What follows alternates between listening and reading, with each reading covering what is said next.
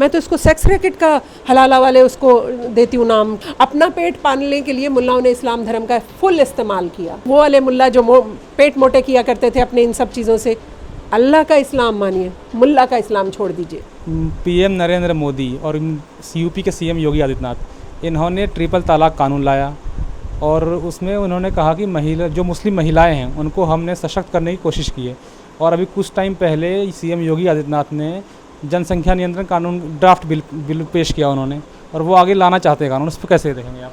नहीं, जनसंख्या नियंत्रण कानून, मैं तो मुसलमानों को कहती हूँ बुद्धू हैं आप सारे, खुश होना चाहिए आपको।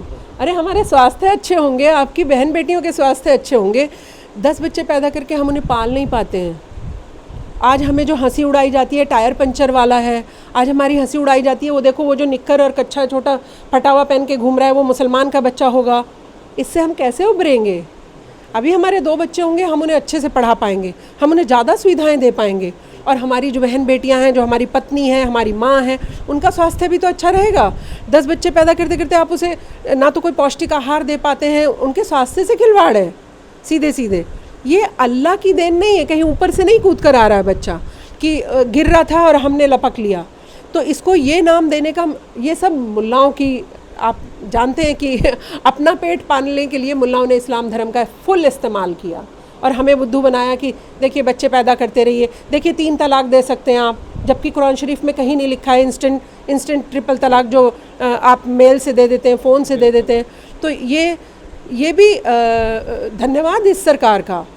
ये सर्वोच्च न्यायालय जब एक बहन पहुंची अपनी शिकायत लेकर, तो सर्वोच्च न्यायालय ने सरकार से पूछा कि क्या आप मुस्लिम बहनों के साथ खड़े हैं? तब सरकार ने कहा हाँ, हम मुस्लिम बहनों के साथ खड़े। आप भी तो पत्रकार हैं, आप बताइए इतने साल में कभी आपने मुस्लिम बहनों का नाम सुना था?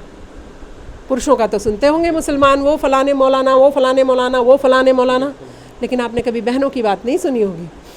एक बेटी के पास 3 बच्चे पैदा हो गए, 18-19 साल उसकी उम्र है, और आप देखिए कि वो बच्चे लेकर घूम रही है, हस्बैंड छोड़ गया फ़ोन पे ही, या सऊदी अरब बैठा है वहीं से छोड़ दिया है, व्हाट्सएप पे भी छोड़ दिया, व्हाट्सएप पे छोड़ दिया, ईमेल भेज दी, उससे छूट गया, और मौलाना ने क्या बोल दिया, तलाक हो गया।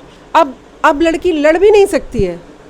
अब माँ बाप ऑलरेडी गरीब हैं, उसके बच्चे भी पालें, बेटी को भी पालें। अब कम से कम एक कानून तो है बहनों के पास, कम से कम जाके कानून का दरवाज़ा तो खटखटा सकती हैं।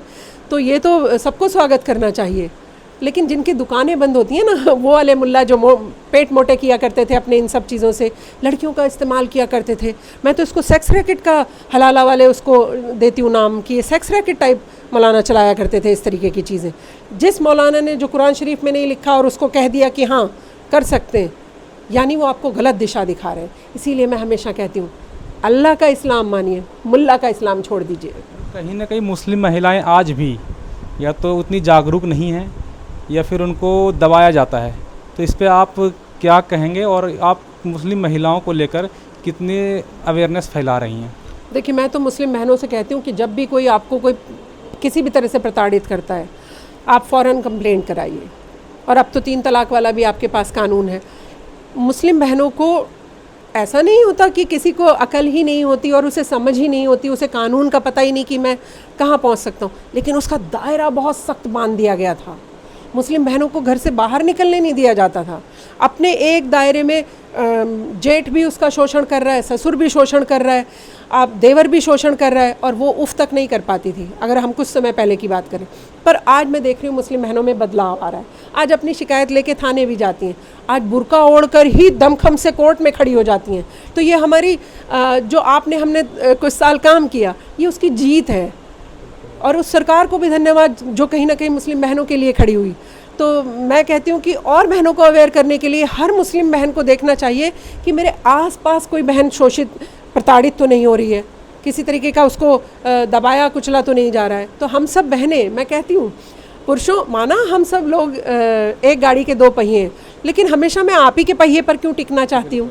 हम सबको अपने कंधे भी मजबूत रखने होंगे, अपने भी एक दूसरे के हाथों में हाथ डालने पड़ेंगे, और हम सब बहनों को अपने हाथों को एक दूसरे के हाथ में देकर सशक्तिकरण की तरफ बढ़ना होगा कि नहीं बहन, ना मैं खुद दुखी होंगी ना तुम्हें दुखी होने दूंगी। तब कहीं जाके थोड़ा बदलाव आएगा। मैम बहुत बहुत शुक्रिया हमसे बात करने के लिए।